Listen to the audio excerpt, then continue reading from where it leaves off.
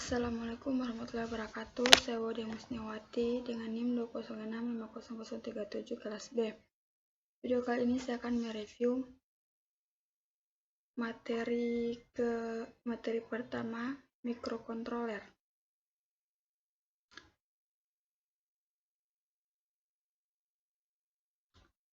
Mikrokontroler adalah sebuah komputer kecil yang dikemas dalam bentuk chip atau IC,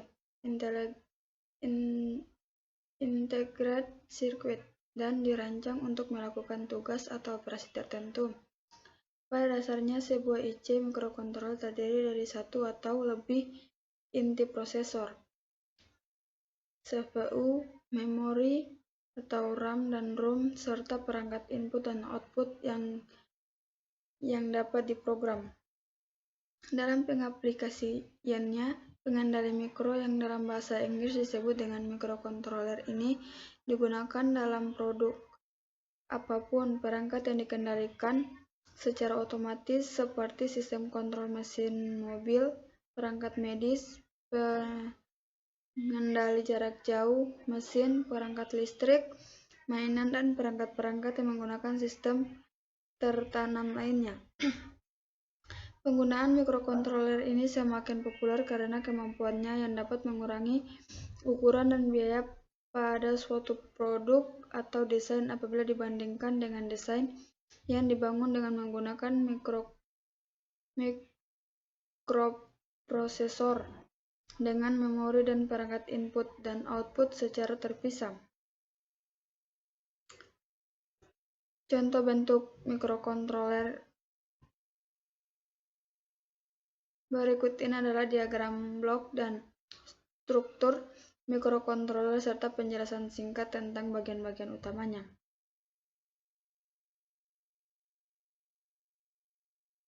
CPU adalah kontak mikrokontroler. CPU bertanggung jawab untuk mengembalikan instruksi penerjemahannya, lalu akhirnya dieksekusi. CPU menghubungkan setiap bagian dari mikrokontroler ke dalam satu sistem. Fungsi utama CPU adalah mengambil dan mengkode instruksi. Instruksi yang diambil dari memori program harus diterjemahkan atau melakukan dekode atau CPU tersebut. Kedua, memori penyimpanan.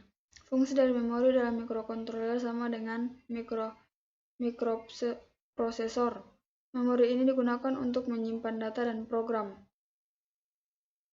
Sebuah mikrokontroler biasanya memiliki sejumlah RAM dan ROM, EEPROM, dan lain-lainnya, dan memori flash untuk menyimpan kode sumber program.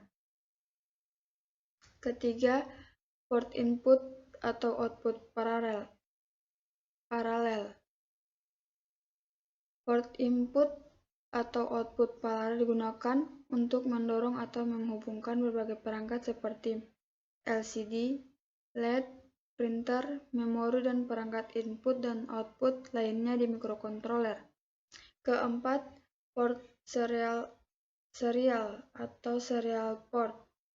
Port serial menyediakan berbagai antaramuka serial antara mikrokontroler dan periferal lain seperti port paralel. 5. Pengatur waktu dan menghitung atau timer and counter. Timer and counter adalah salah satu fungsi yang sangat berguna dari mikrokontroler. Mikrokontroler mungkin memiliki lebih dari satu time dan counter. Pengatur waktu time dan penghitung counter menyediakan semua fungsi pengaturan waktu dan penghitungan di dalam mikrokontroler. Operasi utama yang dilakukan di bagian ini adalah fungsi jam, modulasi, pembangkitan pulsa, pengukuran frekuensi, osilasi, dan lain sebagainya. Bagian ini juga dapat digunakan untuk menghitung pulsa eksternal. Ke-6. Analog to dialog counter atau pengonversi dialog ke digital atau ACD. Konverter ACD digunakan untuk mengubah sinyal analog ke bentuk digital. Sinyal input dalam konverter ini harus dalam bentuk analog, atau misalnya input dari sensor, sedangkan outputnya dalam bentuk digital. Output digital dapat digunakan untuk berbagai aplikasi digital, seperti layar digital pada perangkat berukur. 7.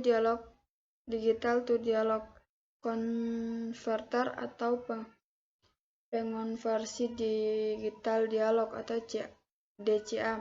DCA melakukan operasi pengembalian konversi DC.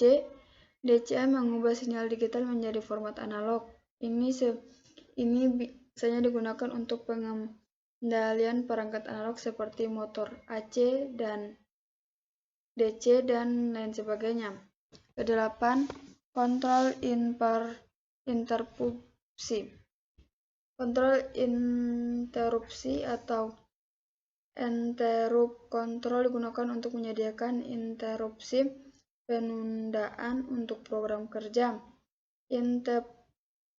Interrupt dapat berupa eksternal, diaktifkan dengan menggunakan pin input, atau internal dengan menggunakan instruksi selama pemrograman. 9. Blok fungsi khusus. Beberapa mikrokontroler yang hanya dapat menggunakan untuk beberapa aplikasi khusus, misalnya sistem robotik. Pengontrolan ini memiliki beberapa port tambahan untuk melakukan operasi khusus seperti yang umumnya dinamakan dengan blok fungsi khusus. Keunggulan dan kelemahan mikrokontroler. Keunggulan atau kelebihan utama dari mikrokontroler yaitu: 1. Mikrokontroler bertindak sebagai mikrokontroler tanpa harus ada komponen digital tambahan lainnya. Kedua, dapat mengurangi biaya dan ukuran sistem karena interaksi yang lengkap dalam sebuah mikrokontroler.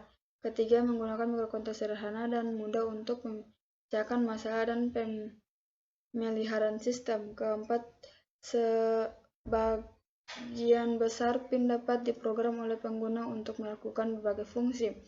Kelima, mudah menghubungkan port RAM, ROM, dan I atau O tambahan. Keenam, waktu yang diperlukan untuk melakukan operasi rendah. Kekurangan dari mikrokontroler yaitu: 1. Mikrokontroler memiliki instruktur yang lebih kompleks daripada mikroprosesor. Kedua, hanya melakukan eksekusi dalam jumlah terbatas dalam waktu yang bersamaan. Keempat, kebanyakan hanya digunakan dalam peralatan-peralatan mikro. Keempat, tidak dapat terhubung dengan perangkat yang berdaya tinggi secara langsung. Mungkin itu saja video yang dapat saya sampaikan. Lebih dan kurangnya mohon dimaafkan. Saya Kiro, billahi taufiq wal hidayah. Wassalamualaikum warahmatullahi wabarakatuh.